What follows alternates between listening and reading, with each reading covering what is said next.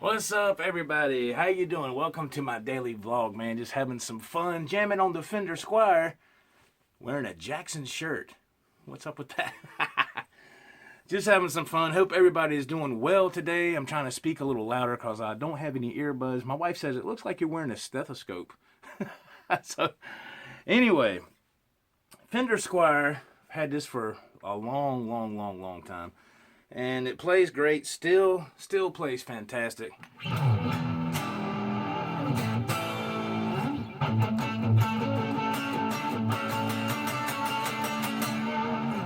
And of course, like I said in my vlog yesterday, if you learn how to do a setup on your guitar, man, it makes all the difference in the world. And of course, I've done this. Of course, we have the, HSS humbucker single coil. And as you can maybe tell in the frame, I don't know, but they're starting to fade a little bit because I had this, the pickups and the knobs are starting to get that little yellow color to them just a little bit. But that's okay because I like that. That's, shows that it's been played, and I've had it for a long time. Golly,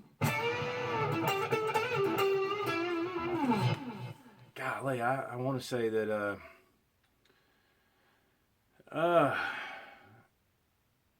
I want to say it's in the late 90s when I got this. That's what I'm wanting to say. I could be wrong, but I know it's been a long time. I remember going to the store to get this guitar. It was a music store, and that is no longer there. It's been gone for years. It was called Reliable Music in Charlotte, North Carolina, where I grew up. And this baby was sitting on a stand. I had the price tag hanging off of it, of course. And I traded in an Aria, however you say it. Pro 2. It was like a Les Paul style, kind of like that green one right there, but that's a Les Paul Studio. But it was that kind of style, or that dark green one back there. And it was solid black, had black hardware on it. And I bought it from a buddy of mine that I used to work with for, I don't know, like $100, maybe $125. It was a real cheap, but I didn't know what I had back then. I wish I would have kept that guitar, but all I kept thinking when I saw this was Eric Clapton. That's what kept going through my mind. Even though Eric Clapton, his Strat has 3 single coils, this had the humbucker, but at the time I didn't care, and you can always split it. You can go to that first position right there. See if you can tell the difference. This is with the position all the way down, so you're using the humbucker right here, okay? It's pretty bright. Now I'm going to go one position up, where we're going to split.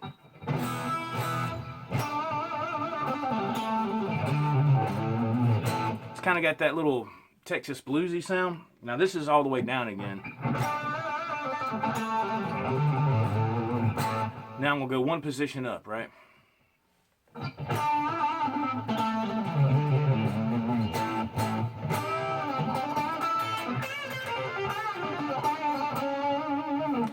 And it's just got that cool little, like, kind of like Stevie sound, kind of, sort of, which is, I'm way far from that. I'm doing good to play anything at all. I haven't been up long, so getting ready to leave to go to work here in a few minutes. Long day yesterday. Got home about, oh man, I don't know, about 3:30 this morning. I went to sleep about 4:30, but so just the way it is, that kind of schedule. But yeah, when I first saw this, I thought about Eric Clapton. I said, oh man, and I remember Eric had that red strap, and one of his what was it, like live, Eric Clapton live in like '86, where he had Phil Collins on the drums and his bass player that's been with him forever.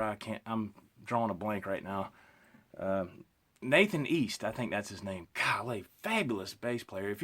There was a documentary I saw, I think it was on Netflix, about Nathan East, and it's very interesting, man, and he's real cool. I follow him on Twitter. He don't say a whole lot lately, but I guess because Eric's retired now, but he's probably doing a lot of session work and stuff like that. Nathan East, awesome. But that was Eric Clapton live in '86, and I remember him playing a Strat. Can't remember necessarily if it was a black one, but I remember he had that. But when he did play the black one, he had that red strap. I thought that was cool. So that's why, I have this red strap with the black strap. And Eric Clapton, so I mean, good Lord, man. all the stuff he's done just blows my mind. Like I said before, it's just unbelievable.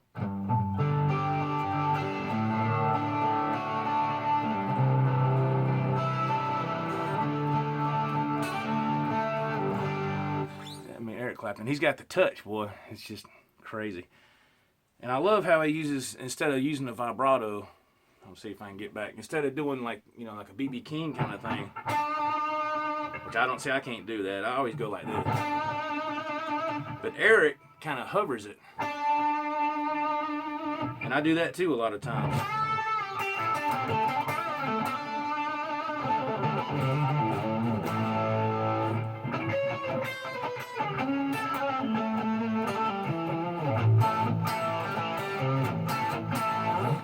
But a fabulous guitar player. I've always loved Eric Clapton. So like I said, when I first saw this years and years ago, I had to have it. I traded in that Aria Pro 2, and they only gave me this is how naive I was. Like I've talked about this before, but it just, I'm just ranting right now.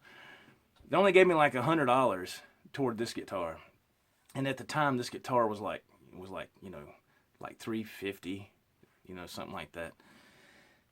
And it was the first Fender guitar I ever had, even though it says Squire right there. But I said, oh, it still says Fender up there, And so I was like, what the heck? But it's been a great guitar, man. I've used it live plenty of times, here and there. Years ago, it's always been great. Never done anything to it except doing a setup, and I've never replaced the pickups or nothing. So I think I got one of the good Squires back in the day. I got lucky. I know nowadays they're okay, but they're just not like what they used to be.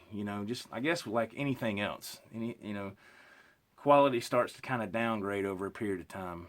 But anyway, so that's it. This is the Fender Squire. Some people have asked me, do I still play this guitar? Yes, I do. And I've had some people say, hey, wow, man, I think it's cool you're sitting there playing a Squire. You got all these other guitars, but you're still, playing a Squire. It's a cool deal. Yeah, I love it, man. To me, a guitar, I got a couple of nice guitars. I don't have a lot of nice guitars, but I've got guitars that have like an OLP. I got that. If y'all watch my vlogs, you've seen that. Beautiful guitar. It's kind of it was like $200 guitar, but I love it. It plays great. It feels great. The neck feels great. No sharp fret edges, nothing. I got a few guitars like that I paid, $200-$300 for. Now I have had guitars that I've ordered that, I had to bite the bullet on it and, send it back, or some of them I've given away and some I've sold, but I pretty much got what I want now. And, but you don't have to have a $2,000 guitar to play and have some fun. You can, if you just, after you play for a while, excuse me here, my eye's itching, and you start to learn, get to know your way around the fretboard and get comfortable with your hands on what to do, then you can look at other options, but, and it all comes down to what you want, Do you want a EVH Wolfgang Special? If so, go for it.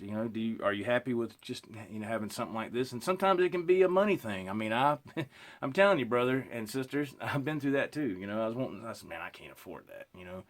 And so I had to get like the cheaper version, like my Epiphone Les Paul that I showed on my video the other day. It's I think altogether it was like $600 and something, maybe $650, something like that.